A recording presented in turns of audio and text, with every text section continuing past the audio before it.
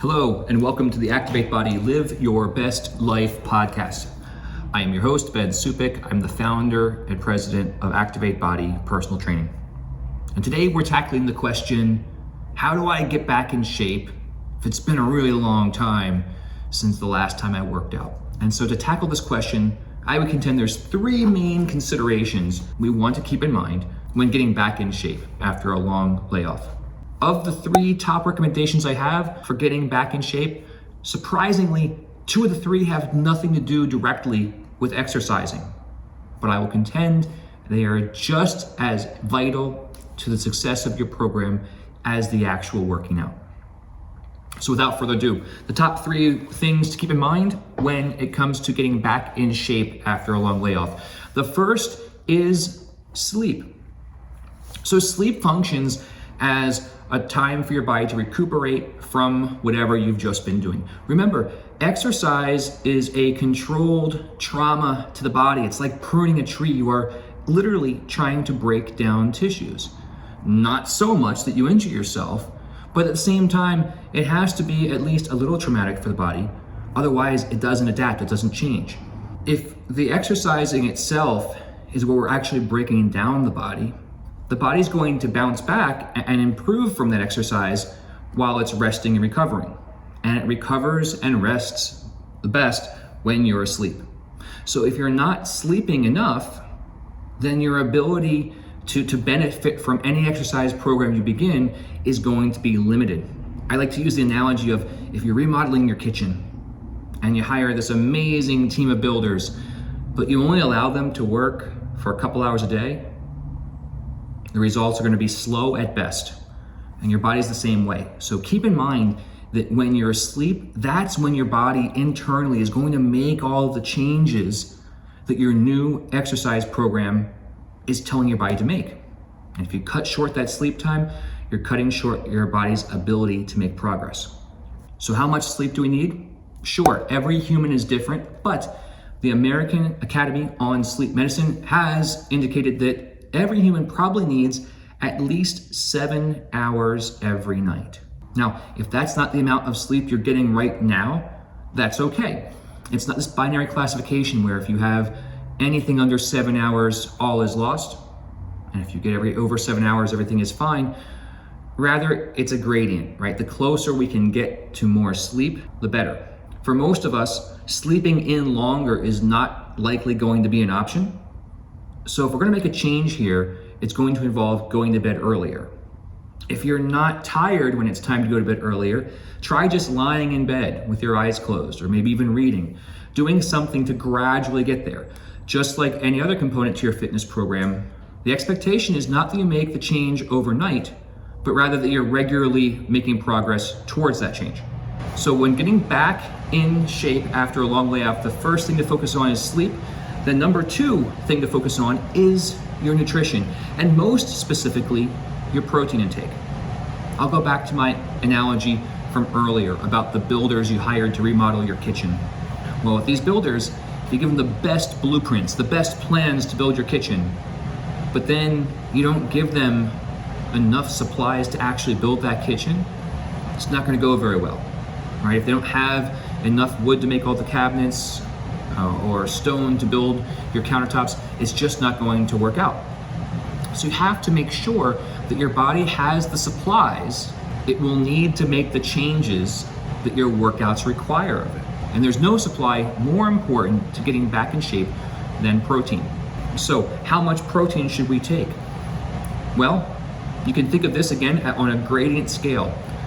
We know that to prevent any deficiencies in function, and remember, protein is useful not just for building muscle, but for constructing hormones, antibodies, neurotransmitters, enzymes, all these other things your body needs to be healthy.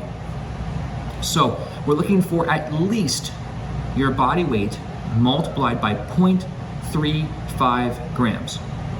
This means if you weigh 180 pounds, we're gonna need at least 65 grams of protein every single day, at minimum. And that's just to prevent deficiency. To optimize, meaning we're gonna get the most benefit from consuming this protein, we likely will need to at least double that. This means your body weight multiplied by 0.65 grams at least, all the way up to 0.9 grams. So again, if, for example, you're a 180-pound individual, this means now we're looking for at least 115 grams, all the way up to 165 grams every single day. And every day we consume less than that, you're likely seeing inhibited progress from your workout program, meaning that the same workout program can bring you better results if you're just consuming an optimized amount of protein every single day. Plus, protein's great for helping us feel fuller longer, so we're less likely to overeat. Consuming protein also temporarily boosts our metabolism, meaning we're gonna burn more calories every day that we eat more protein, even if we didn't work out. When it comes to where we get this protein from, sure, you could drink shakes and smoothies, protein bars, those are fine, but it can also be chicken and meat, dairy sources, vegan sources of protein. All sources of protein are adequate and acceptable for this endeavor. So it's less about what type of protein you're consuming and just that you're consuming enough protein every day. Okay, so let's recap what we've gone over so far. If you're getting back into exercise after a layoff, the first thing to pay attention to before you start that workout routine is making sure you're getting as close to at least 7 hours of sleep every single night. The second thing to focus on is ensuring that every single day you're consuming at least your body weight multiplied by 0.35 grams of protein in any source, and knowing that eating more protein than that will produce even better results from your workout. And so the third thing to focus on now finally is the actual workout. If you're just getting back into a new program, it's likely that your time will be somewhat limited.